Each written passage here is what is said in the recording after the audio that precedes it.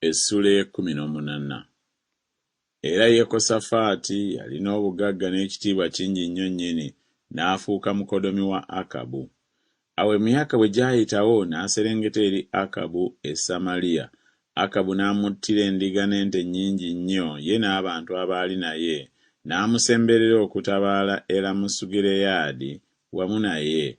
Awo Akabu kabaka wa Isirayiri n'agamba Yekosafaati kabaka wa Yuda nti, "Onoogenda nange e Lamosugireyaadi?" Awo n'amuddamu nti, "Nze nninga ggwe bw'oli, n'abantu bange ng'abantu bo, era tunaabanga wamu naawe mu ntalo ezo." Awo Yekosafaati n'agamba kabaka wa Isirayiri nti, "Nkwegayiridde, buuza ekigambo kya Mukama leero." Awo kabaka wa Isirayiri n'akuŋŋaanya bannabbi abasajja 400, n'abagamba nti, "Tutabaale e Lamosugireyaadi, nanti kindekeyo." Ne boogera nti, "Yambuka, kubanga Katonda alikigabula mu mukono gwa kabaka." Naye Yekosafaati n'ayogera nti, "Tewali wano nate nnabbi wa Mukama? Tumubuuzeeko."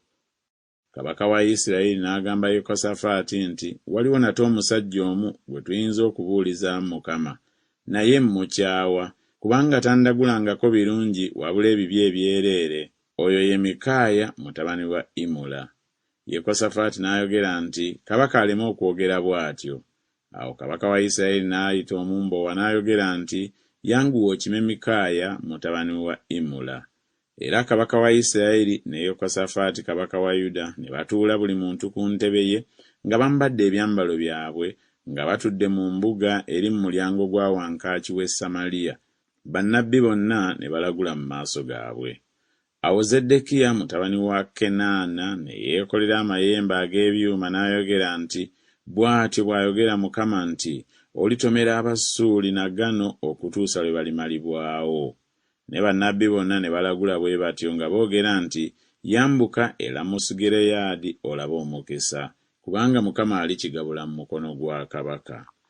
Awo omubaka eyagenda okuyita Mikaaya n'amugamba nti, "Laba ebigambo bya bannabbi bimubuulira kabaka ebirungi n'akamwa kamu. Nkwegayiridde, ekigambo kyo kifaanane ekigambo ky'omu ku bo, oyogere ebirungi." Awo Mikaaya n'ayogera nti, "Nga Mukama bw'ali omulamu, Katonda wange ky'anaagamba, ekyo kye nnaayogera."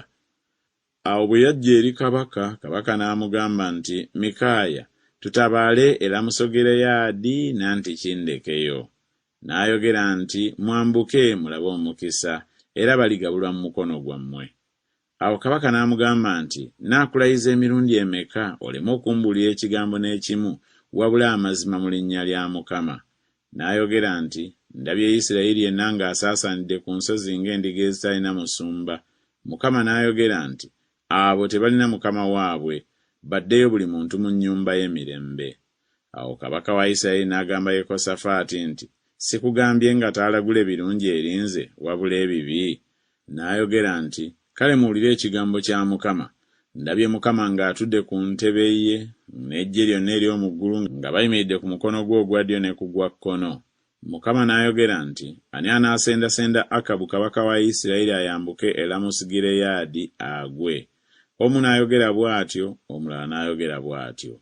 Awo ne wafuluma omuzimu ne guyimirira mu maaso ga Mukama ne gwogera nti, "Nze nnaamusendasenda." Mukama n'agugamba nti, "Otya."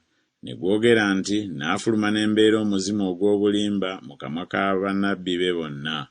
N'ayogera nti, "Ggwe onoomusendasenda, n'okusobola onoosobola. Fuluma okole bw'otyo." Kale nno, laba, Mukama atadde omuzimu ogw'obulimba mu kamwa ka bannabbi bo bano, era Mukama akwogeddeko akabi. Awo Zeddekiya mutabani wa Kenaana n'asembera n'amukuba Mikaaya ku matama, n'ayogera nti, "Omwoyo gwa Mukama gwampitako gutya okwogera naawe." Mikaaya n'ayogera nti, "Laba, oliraba ku lunaku olwo bw'oliyingira mu kisenge eky'omunda okwekweka." Awo kabaka wa Isirayiri n'ayogera nti, "Mutwale Mikaaya mumuzze eri Amoni omukulu w'ekibuga n'eri Yowaasi mutabani wa kabaka. Mwogere nti, bw'atyo bw'ayogera kabaka nti, olusajja luno muluteeke mu kkomera, mululiisenga emmere ey'okulaba ennaku n'amazzi ag'okulaba ennaku, okutuusa lwe ndikomawo emirembe." Awo Mikaaya n'ayogera nti, "Okukomawo bw'olikomawo emirembe, Mukama nga tayogeredde mu nze." n'ayogera nti, muwulire mu amawanga mwenna. Awo kabaka wa Isirayiri ne Yekosafaati kabaka wa Yuda ne bambuka e Lamosugireyaadi. Kabaka wa Isirayiri n'agamba Yekosafaati nti, neefuula ne nnyingira mu lutalo, naye ggwe yambala ebyambalo byo. Awo kabaka wa Isirayiri ne yeefuula ne bayingira mu lutalo. Awo kabaka w'e Busuuli yali alagidde abaami b'amagaali ge ng'ayogera nti, temulwana na bato newaakubadde abakulu, wabula kabaka wa Isirayiri yekka. Awo olwatuuka abaami b'amagaali bwe baalaba Yekosafaati ne boogera nti, mazima ye kabaka wa Isirayiri, kyebaava bakyama okulwana naye.